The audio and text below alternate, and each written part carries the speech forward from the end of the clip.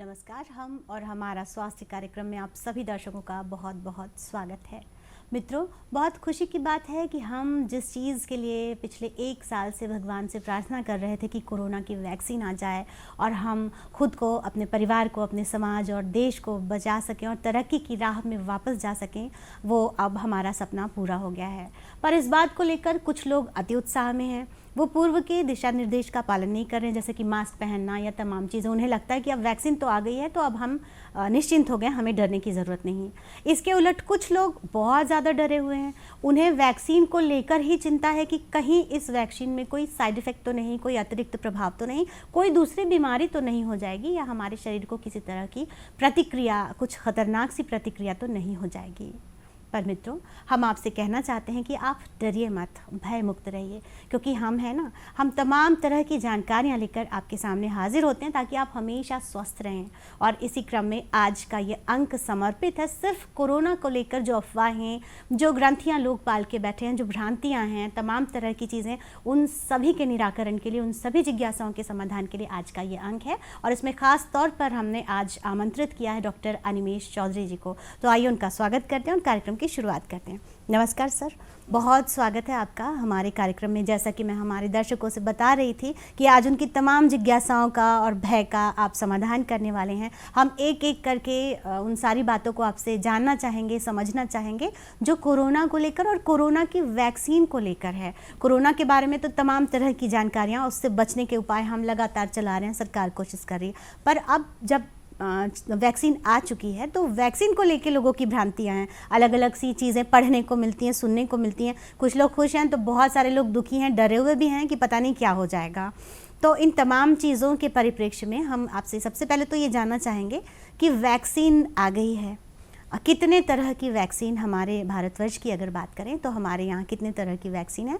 और लोग ये भी कहते हैं कि जब बहुत सारी अलग अलग बीमारियों की वैक्सीन अब तक उपलब्ध नहीं हुई, जैसे अगर HIV संक्रमण की बात करें तो उससे हम अभी भी भयभीत हैं, डरे हुए हैं।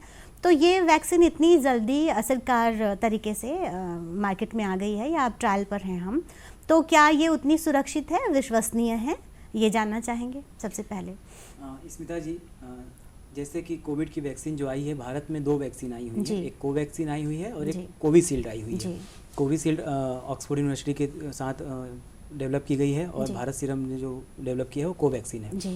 दोनों वैक्सीन का तरीका अलग अलग है। कोवैक्सीन जो है वो जो कोरोना का वायरस है उसको मृत अवस्था में शरीर में डाला जाता है, इनएक्टिवेटेड फॉर्म में।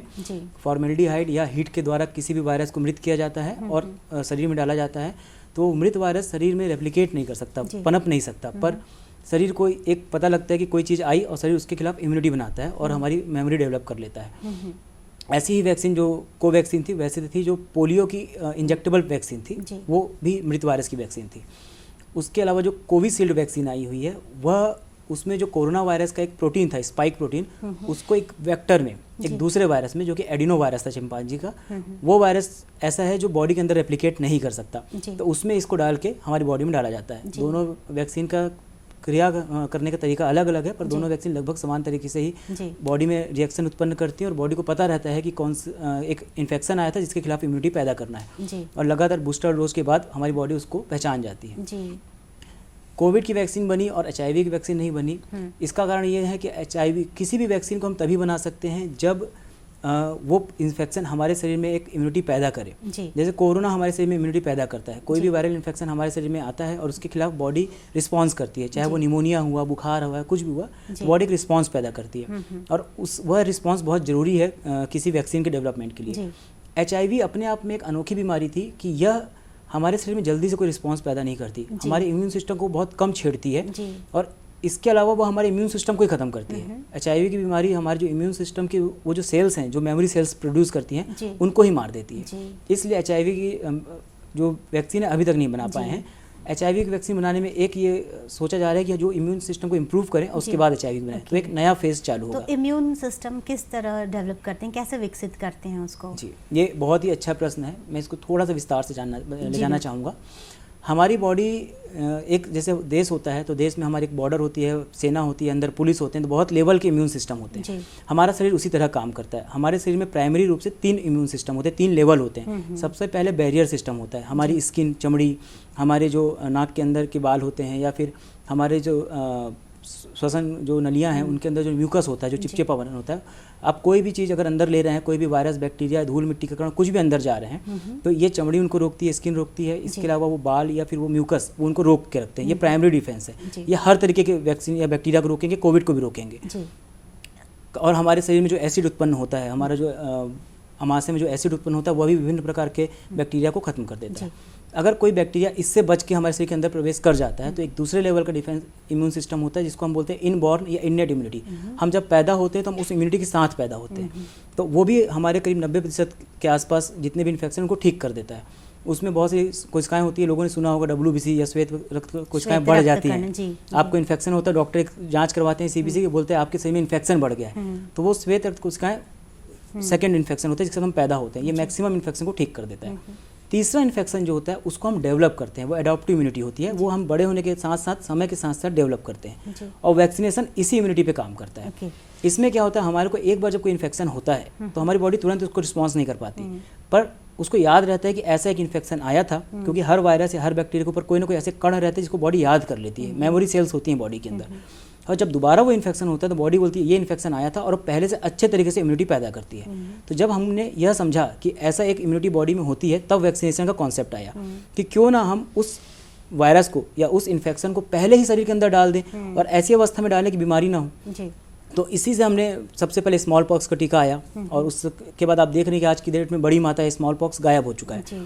तो हम बहुत छोटे रूप में या अक्रिय रूप में या निष्क्रिय रूप में उस वायरस को या उस बैक्टीरिया को शरीर के अंदर डालते हैं। शरीर उस बैक्टीरिया को पहचान जाता है, और ऐसा हम 2 या 3 बार करते हैं। जैसे कि टिटनस के साथ बार बार टीका लगता है, कुछ टीके एक ही बार लगते हैं, जैसे मिजल्स के। पोलियो का टीका हम बार बार लगाते हैं ताकि बॉडी को बार बार वो अक्रिय वायरस याद रहे। और उसके बाद जब सक्रिय वायरस बॉडी में जाता है तो बॉडी उसको तुरंत पहचान लेती है और पहले से रिस्पॉन्ड करके उस वायरस को एक्टिविटी नहीं होने देती। या फिर अगर इन्फेक्शन होता है तो उस लेवल का इन्फेक्शन नहीं होता जिससे मृत्यु की या घातक बीमारी की संभावना हो। तो वैक्सीन इस तरीके से काम करती है। कोविड वैक्सीन भी ऐसे ही काम कर रही है। कोविड वैक्सीन क्योंकि जल्दी क्यों बन गई, इसका आंसर इसी में क्यों बन गई, मुझे लगता है ये बताना जरूरी है हमारे दर्शकों को कि कोई खेल नहीं हो रहा है, प्रॉपर तरीके से सब कुछ एक एक चीज ध्यान में रखी जा रही है और फिर तैयार किया जा रहा है। कारण यही था कि अब हमारे पास मॉलिक्यूलर लेवल की जो हमारा साइंस है बहुत एडवांस हो चुका है। अब जब दिसंबर 2019 में पता लगा कि कोविड वायरस है, तो जनवरी तक कोविड वायरस की पूरी सीक्वेंसिंग हो गई। 15 या 20 साल पहले ही ह्यूमन जीनोम की सीक्वेंसिंग हुई थी। पहले एक किसी वायरस की सीक्वेंसिंग होने में कई साल लगते थे, पर अब हम कुछ महीनों में सीक्वेंसिंग कर सकते हैं। हमारा साइंस, हमारे कंप्यूटर्स बहुत एडवांस हैं। तो अब क्या होता है कि जब हमारे पास जनवरी में ही कोरोना वायरस की पूरी सीक्वेंस आ चुका था, पिछले साल जनवरी में, और उसके साथ ही वैक्सीन की स्टार्टिंग हो चुकी थी। हमें पता था कि कौन सा इसका प्रोटीन है जो बॉडी में सबसे ज़्यादा इम्यून रिस्पॉन्स पैदा करेगा। एक स्पाइक प्रोटीन होता है, वही स्पाइक प्रोटीन अभी लगभग सभी वैक्सीन में अलग अलग तरीके से यूज़ हो रहा है। तो अब जैसे मैंने बताया कि कोवैक्सीन में मृत वायरस यूज कर रहे हैं, जैसे कि पोलियो वैक्सीन में यूज हुआ था, और कोविशील्ड में हम उस स्पाइक प्रोटीन का एक RNA होता है, एक मान लीजिए उस स्पाइक प्रोटीन के टुकड़े को हम एक दूसरे वायरस में जो बॉडी के अंदर आराम से घुस सकता है उसमें डाल के लगाएंगे। तो वो शरीर में डेवलप नहीं होगा। वो वायरस शरीर में सिर्फ एक पदार्थ जैसे जाएगा, निष्क्रिय पदार्थ जैसे जाएगा, वो कभी वहाँ पे रिस्पॉन्स नहीं कर सकता, अपने आप को जनरेट नहीं कर सकता, बीमारी नहीं कर सकता दोनों केस में, पर इम्यून रिस्पॉन्स पैदा करेगा। तो भविष्य में जब आपके पास कोविड-19 वायरस आएगा या फिर मिलता जुलता वायरस भी आएगा, सार्स वायरस जो आ रहा है, तो भी रिस्पांस पैदा होगा। ये देखा गया है कि जिन लोगों को पुराना सार्स का इन्फेक्शन हुआ था उनके शरीर में भी इस कोविड-19 के प्रति इम्यूनिटी है। बस शर्त ये है कि वो जो स्पाइक प्रोटीन है वो आसपास के बाकी वायरस में भी मिलना चाहिए। तो बॉडी हर उस वायरस के खिलाफ इम्यूनिटी पैदा करेगी जिसके पास वो स्पाइक प्रोटीन है। तो यह वैक्सीन बनने में जल्दी जरूर बनी है, पर पूरी तरह कारगर, पूरी तरह कारगर है ये वैक्सीन। ट्रायल की प्रक्रिया कैसे होती है? लोग डरे हुए हैं कि किसको पहले लगेगा, किसको बाद में लगेगा, हम लगवाएंगे, हम नहीं लगवाएंगे, इस तरह की तमाम चीज़ें। तो ट्रायल की प्रक्रिया के बारे में आपसे पूरी तरह जानना चाहेंगे। कोविड ने लोगों को हेल्थ सेक्टर कैसे काम करता है उसके बारे में बहुत कुछ बताया है कि कोई दवाई कैसे लॉन्च होती है, कोई वैक्सीन कैसे बनती है। सही। तो इससे पहले जब वैक्सीन बनती थी तो लोग इतना इन्वॉल्व नहीं होते थे। हाँ, वैक्सीन लॉन्च हो गई, लगवा लीजिए। बिल्कुल। इस समय लोग सब में इन्वॉल्व हो रहे हैं।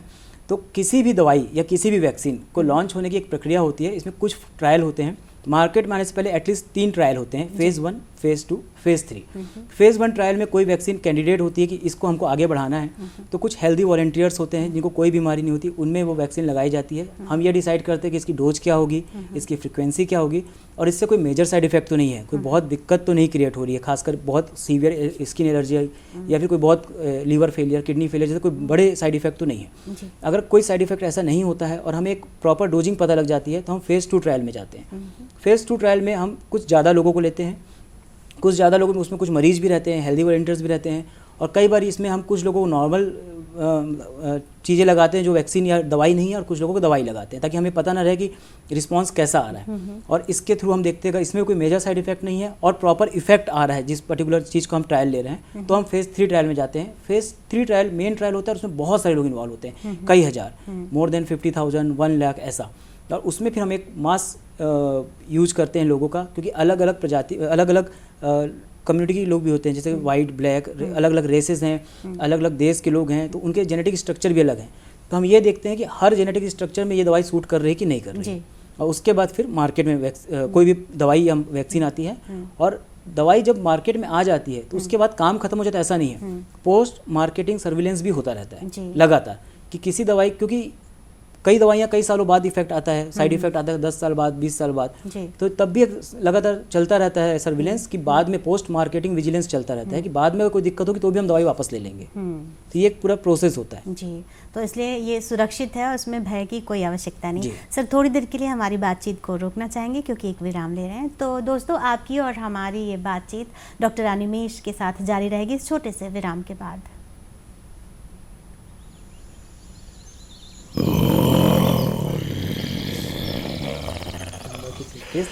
लापरवाही से बाहर मत फिरो, शेर हो या हीरो हो, सवाल खतरों से खेलने का नहीं, जिंदगी का है, या तो खुद का या अपनों का। कोरोना के आगे बलवान भी नहीं टिक पाएगा, पर बचने के उपाय है। समझदारी से घर में रहना, बार बार हाथ साबुन से धोना या सैनिटाइज करना,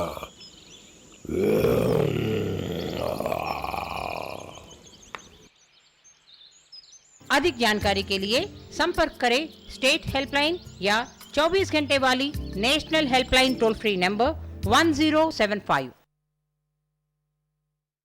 कार्यक्रम में एक बार फिर से आप सभी का स्वागत है। कोरोना वैक्सीन को लेकर सबकी जिज्ञासाओं के समाधान के लिए हम बात कर रहे हैं डॉक्टर अनिमेष चौधरी जी से। तो सर, वैक्सीन के बारे में आपने बताया कि कोरोना वैक्सीन इस तरह से आई, तो 2 वैक्सीन अभी है, दोनों में क्या डिफरेंस है, और किसी में कोई कमी और बेसी इस तरह का कुछ तो नहीं है कि लोगों को वो भी है कि कौन सी अच्छी है, हम वो वाली लगवा लेंगे, इस तरह से? बहुत ही अच्छा प्रश्न है स्मिता जी। अभी हम नहीं बता सकते कि कौन सी वैक्सीन अच्छी है, कौन सी ख़राब है, क्योंकि एक्चुअली में अभी भी इनकी कितने लंबे समय तक इनकी इम्यूनिटी रहेगी, सब कुछ चीज़ें नहीं पता है। मैं यहाँ पे एक चीज़ जोड़ना चाहूँगा कि वैक्सीन लगवाने का उद्देश्य अभी यह नहीं है कि कोविड ख़त्म हो जाए। मेन उद्देश्य है ट्रांसमिशन रोकना, ट्रांसमिशन चैन रोकना। जैसे कि पोलियो की वैक्सीन भी सभी को नहीं लगी, पर पोलियो एरिडिकेट हो गया, क्योंकि अगर हम एक हर्ड इम्यूनिटी डेवलप करते हैं, 50-60% लोगों को लगा देते तो कोविड फैलना रुक जाएगा। तो मेन उद्देश्य है ट्रांसमिशन रोकना, और कितने लंबे समय तक इम्यूनिटी रहेगी अभी जानकारी में नहीं है, क्योंकि वो तो समय ही बता पाएगा। दोनों वैक्सीन का इफेक्ट लगभग सेम है। जो प्रारंभिक ट्रायल्स हुए हैं उसके हिसाब से दोनों वैक्सीन 2 डोज के बाद 60 से 90% तक, 60 to 90% तक इम्यूनिटी प्रदान कर रही है। साथ में दोनों वैक्सीन का जो डिफरेंस है मैंने बता ही दिया कि एक वैक्सीन जो है मृत वायरस को लेके आई है कोवैक्सीन, और दूसरी वैक्सीन जो है वेक्टर रूट पे जाती है, एक प्रोटीन वाइज काम करती है कोविशील्ड। और दोनों का तरीका, लेकिन दोनों शरीर में जाके इम्यून रिस्पॉन्स सेम तरीके से ही उत्पन्न करती हैं, और दोनों के लिए हमको 2 डोजिंग लगेगी, एक पहली डोज और दूसरे बाद उनका 1 महीने बाद एक बूस्टर डोज लगता है। दोनों में ही लगभग जो सामान्य साइड इफेक्ट होते हैं जो किसी भी वैक्सीन में हो सकते हैं, पहले भी जो सामान्य वैक्सीन बच्चों को लगता है उनमें भी आते हैं। सबसे कॉमन साइड इफेक्ट है कि जहाँ वैक्सीन लगी वहाँ पे लालिमा आ सकता है, वहाँ पे सूजन आ सकती है, वहाँ पे गर्म हो सकता है, मरीज को बुखार आ सकता है, कुछ लोगों को हाई ग्रेड बुखार आ सकता है, 102 103 डिग्री तक आ सकता है, पर वो 1 से 2 दिन में ठीक हो जाता है। और बुखार आना या लालिमा होना एक्चुअली में हमारा बॉडी का जो इम्यून रिस्पॉन्स है वो एक्टिवेट हो गया, इस चीज़ का सूचक है। तो कहीं ना कहीं ये अच्छा है, वो एक अच्छा संकेत है जी। कहीं ना तो इम्यूनिटी का खेल है सारा। तो हम अपनी तरफ से क्या प्रयास कर सकते हैं अपनी इम्यूनिटी को दुरुस्त करने के लिए, अपनी रोग प्रतिरोधक क्षमता को, क्योंकि सारा खेल वहीं पे ही। तो शुरू में ही हम, जब आज आप हैं तो हम आपसे ये भी जान लें कि वैक्सीन तो डॉक्टर्स देंगे ही, पर उसके पहले हम अपनी इम्यूनिटी को कैसे बेहतर बना सकते हैं? जो स्वस्थ जीवन शैली है, मैं हमेशा इस चीज़ को प्रमोट करता आया हूँ कि हेल्दी लाइफस्टाइल या स्वस्थ जीवन शैली, यही स्वस्थ जीवन का आधार होता है। कई बार हमारे यहाँ एक कॉन्सेप्ट है कि हम अगर बीमार हो गए, हमको डायबिटीज़ होगा तो हम शक्कर खाना छोड़ेंगे, हमको ब्लड प्रेशर हो जाएगा या हम मोटे हो जाएंगे, उसके बाद हम एक्सरसाइज चालू करेंगे, अब हम हेल्दी लाइफस्टाइल अपनाएंगे, अब हम फल सब्जी खाएंगे, अब हम हरी सब्जियाँ खाएंगे। हेल्दी लाइफस्टाइल अपनाने के लिए आप बीमार होने का इंतजार मत कीजिए, आप शुरू से हेल्दी लाइफस्टाइल उसके लिए किसी अवस्था और उम्र की जरूरत नहीं, वो बचपन से ही प्रैक्टिस में लाना चाहिए। क्योंकि अब हम ये समझ गए हैं इतनी बड़ी त्रासदी झेलने के बाद कि हमें अपने स्तर का प्रयास सबसे पहले करना है, डॉक्टर्स के बाद तो हम बाद में जाएंगे। बहुत अच्छी बात आपने बताई सर। तो कुछ खास लोग होंगे जिनको अभी वैक्सीन देने के लिए मना किया गया होगा या रोका गया होगा, वो कौन लोग हैं? सरकार ने और जो कंपनियां हैं वैक्सीन की, उन्होंने कुछ गाइडलाइंस जारी की हुई हैं। अभी इस फेज़ में तो सिर्फ हेल्थ केयर वर्कर्स को ही वैक्सीन लग रहा है, तो आम जनता को अभी वैक्सीन नहीं लग रहा है। पर उनमें भी यह बोला गया है कि जो प्रेग्नेंट लेडीज़ हैं, जो छोटे बच्चे हैं और जो बुजुर्ग हैं, उनको वैक्सीन अभी रोकी गई है। उनके लिए कॉन्ट्राइंडिकेटेड नहीं है, पर चूंकि अभी उन पर ट्रायल्स नहीं हुए हैं तो कुछ समय और इंतजार करना बेहतर माना गया है।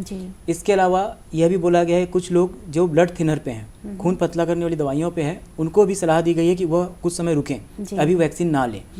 तो यह एक्स्ट्रा प्रिकॉशन के तौर पे लिया गया है। ऐसा नहीं कि इनको वैक्सीन कॉन्ट्राइंडिकेटेड है या इनको लाइफ में कभी लगेगी नहीं, पर अभी चूंकि ये सब एक नई प्रोसेस है, नई एक वैक्सीन लॉन्च हुई है, तो एक्स्ट्रा प्रिकॉशन लेते हुए यह हाई रिस्क पर्सन पीपल्स होते हैं, इनको हम रोके हुए हैं। अभी जो हेल्दी लोग हैं उनको वैक्सीन लेने के लिए बोला गया है। जिन लोगों को कोविड हो चुका है या कोविड होने के बाद जिन लोगों को प्लाज्मा थेरेपी दी गई है, यह बोला गया कि वह भी कम से कम 3 से 4 महीना रुके और उसके बाद वैक्सीन लें। जी, तो एक बार वैक्सीन जिस किसी को दे दिया गया, उसे कोविड प्रभावित नहीं था, वो संक्रमित नहीं था, तो क्या भविष्य में उसे कभी नहीं होगा कोविड इन्फेक्शन, कोरोना संक्रमण?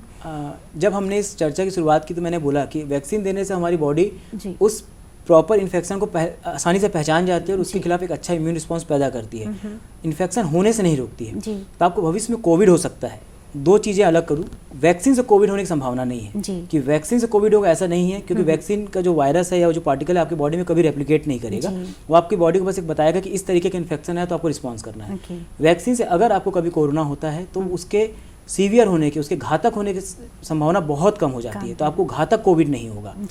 तो आपको इसलिए वैक्सीन लगने के बाद भी बार बार बोला जा रहा है कि आपको सभी सावधानियां बरतनी है, मास्क लगाना, सोशल डिस्टेंसिंग, हैंड वॉशिंग, ये सावधानियों से आपको कभी नहीं हटना है, क्योंकि ना केवल कोविड, ये सावधानियां आपको बाकी बीमारियों से भी बचाती है। तो यह चीज़ कि वैक्सीन लगने के बाद कोविड हो सकता है, पर वैक्सीन से कोविड नहीं होगा। और अगर वैक्सीन लगा है और कोविड होता है तो संभावना पूरी है कि आपको घातक कोविड नहीं होगा। जी, घातक कोविड नहीं होगा। और अब चूंकि जो लोग डर रहे हैं उनके संबंध में मैं उनकी तरफ से ये जानना चाहूँगी कि वैक्सीन को लेकर हम डर रहे हैं कि वैक्सीन किसी तरह से हम पर नुकसान कर सकती। तो जब हम वैक्सीन नहीं लॉन्च हुई थी, वैक्सीन नहीं आई थी, जब हम गंभीर रूप से बीमार हो रहे थे, हॉस्पिटल में एडमिट हो रहे थे, तो डॉक्टर्स तो मेडिसिन दे रहे थे, हम स्वस्थ होकर लौट भी रहे थे, तब वो कौन सी दवाइयाँ थी जो यूज़ की जा रही थी? क्या उसका इन वैक्सीन पर भी कोई संबंध है या उस उपचार की प्रक्रिया का संबंध है? किसी बीमारी को ठीक करना, मतलब क्या होता है कि बीमारी होने से पहले वैक्सीन दी जाती है तो ताकि आपको घातक बीमारी ना हो, पर यदि आपको घातक बीमारी हो गई है तो उसके लिए फिर दवाइयाँ दी जाती हैं। दोनों एकदम अलग चीज़ है। वैक्सीन हमारे खुद के शरीर को मजबूत करती है किसी बीमारी से लड़ने के लिए, पर किसी कारणवश अगर बीमारी हो गई और हमारा शरीर अब उससे नहीं लड़ पा रहा है तो हम बाहर से कुछ दवाइयाँ देते हैं। कोविड के लिए सबसे कारगर जो थेरेपी थी वो था ऑक्सीजन थेरेपी, क्योंकि कोविड में हैप्पी हाइपोक्सिया होता है, ऑक्सीजन लेवल कम होता है पर आपको पता नहीं लगता शुरुआती समय में। अगर शुरुआत में ही ऑक्सीजन दे दी जाए तो व्यक्ति के बचने की संभावना बहुत बढ़ जाती है। दूसरी थेरेपी थी स्टेरॉइड, जो अगेन बहुत कारगर साबित हुई। रेमडेसिविर करके एक दवा आई है, उसको लेके थोड़ी सी कंट्रोवर्सी है, पर मेरा पर्सनल मानना है और हम लोग जितने लोग कोविड ट्रीट किए हैं सबका मानना है कि रेमडेसिविर भी बहुत इफेक्टिव है। और यह 3 मेन दवाइयाँ थी जो भविष्य में भी कोविड को लेकर रहेंगी, और इसीलिए अब कोविड की मृत्यु दर इतनी कम हो गई है क्योंकि हमारे पास प्रॉपर दवाइयाँ हैं और हमें एक आइडिया है अब कि कोविड को ट्रीट कैसे करना है। वैक्सीनेशन बीमारी होने से पहले की बात है और दवाइयाँ बीमारी होने के बाद की बात है। जी, सोशल मीडिया पर एक कुछ ऐसी चीज़ चल रही है जो बहुत चौंकाने वाली है। वो बात हमने सुनी और पढ़ी भी कि कोविड की वैक्सीन लेने से पुरुषों का पुरुषत्व चला जाएगा, या इस तरह की तमाम चीज़ें भी। कुछ लोग डराने वाले भी होते हैं, कुछ डरने वाले होते हैं, और इस तरह से। तो हम चाहते हैं कि आप इस भ्रांति का, इस बातचीत का निपटारा करें। वर्तमान का जो समय है वो इन्फोडेमिक है, इन्फॉर्मेशन की अधिकता है हमारे चारों तरफ। एक्चुअली ये जो खबरें आई थी यह एक तरह से व्यंग के तौर पे आई थी, सार्काज्म के तौर पे आई थी कि जब लोग वैक्सीन को लेके मजाक उड़ा रहे थे तो ऐसे ही मजाक में कुछ आर्टिकल्स छपे, तो लोग इन आर्टिकल्स को जब शेयर करते हैं तो यह पढ़ना भूल जाते हैं कि उनके ऊपर लिखा है कि यह एक व्यंग है। तो यह सब एक व्यंग था कि ऐसा हो सकता है, पर ऐसी कोई जानकारी नहीं थी। पर कुछ और चीज़ें जो सोशल मीडिया में आई मैं उनको कवर करता हूँ। एक आया कि जैसे एक नर्स को वैक्सीन लगी और वो मृत्यु को प्राप्त हो गई। ऐसा कुछ नहीं था, वो जस्ट फेंट हो गई थी। कई लोग वैक्सीन लगने पे, इंजेक्शन लगने पे डर जाते हैं, तो वो फेंट हो गई थी, पर सोशल मीडिया पे प्रचारित किया गया कि उनकी मृत्यु हो गई। यह पूरी तरह से एक भ्रामक तथ्य था। इसके अलावा आया कि कुछ लोगों को कोविड वैक्सीन लगने से कोविड हो गया। जैसे कि मैंने बार बार बोला कि वैक्सीन लगने से कोविड नहीं होगा। क्या है कि कई लोग फर्स्ट डोज लगाए और उसके बाद उनको कोविड हो गया, क्योंकि उनको कोविड सामान्य तरीके से हो गया, वो कोविड किसी मरीज के संपर्क में आए और वैसा हो गया। पर वैक्सीन लगने से किसी को कोविड होगा इसकी संभावना नहीं है। तीसरा एक आया कि अगेन खबर ये आई थी कि कोविड वैक्सीन से, खासकर फाइजर की वैक्सीन जो कि यूएसए में लॉन्च हुई थी, उससे कुछ लोगों को न्यूरो की, नर्व संबंधी बीमारियां हुई थी। पर जब आगे देखा गया तो यह पाया गया कि उनको वो बीमारी पहले से थी और वैक्सीन लगने के बाद वो बीमारी सामने आई, पर वैक्सीन का उस बीमारी से कोई रिलेशन नहीं था, उस बीमारी को सामने आना ही था। पर क्योंकि उन्होंने जाँच नहीं कराई, कई बीमारियां, खासकर न्यूरो की बीमारियां, या जैसे हमने HIV की बात की, ये बॉडी में कई साल तक रहती हैं, 8 साल 10 साल, और अचानक से सामने आती हैं। कोविड भी हम जानते हैं कि कोविड आपको जब होता है तो तुरंत ही उसके लक्षण नहीं आते, कई बार 8 दिन या 10 दिन में आते हैं, तो उनके लक्षण बाद में शामिल आए। तो कोविड की अभी जितनी वैक्सीन आई हैं, किसी भी वैक्सीन में एक भी घातक साइड इफेक्ट नहीं आया है। सभी वैक्सीन बहुत सेफ हैं, कम से कम अभी तक। जी, तो सर जब तक वैक्सीन हम लगवाएंगे, कोई स्वस्थ व्यक्ति या कोई बीमार व्यक्ति जब तक कोरोना की वैक्सीन तक पहुँचे, तब तक उसे और किस तरह की सावधानी बरतनी चाहिए, या वैक्सीन लेने के बाद भी हमें अपनी जीवन शैली किस तरह से रखनी है, क्या प्रिकॉशन लेते रहने हैं? कोविड के लिए जो प्रिकॉशंस आए थे उनको बोला गया था यूनिवर्सल प्रिकॉशन। यूनिवर्सल प्रिकॉशन क्योंकि वो हमेशा ही आपको लेने हैं, वो सिर्फ कोविड के लिए नहीं बने थे, वो पहले से थे और कोविड के बाद भी रहेंगे। सोशल डिस्टेंसिंग, मास्क पहनना और हैंड वॉश करना। तो साफ सफाई रखना, ये चीज़ हमेशा सिखाई गई है कि जब भी आप खाना खाते हैं उसके पहले हाथ धोइए, खाना खाने के बाद हाथ धोइए, घर से बाहर आते तो हाथ और पैर को धोइए, चेहरा धोइए। तो यही सामान्य प्रिकॉशन आपको अपनी लाइफ स्टाइल में अपनाना है। कोविड चला गया या आपको वैक्सीन लग गई तो इसके बाद आप इन प्रिकॉशंस को छोड़ देंगे, ऐसा नहीं है। इसलिए बोला जाता था कि अगर आपको सर्दी हो गई तो आप घर में रहिए या मास्क पहनिए।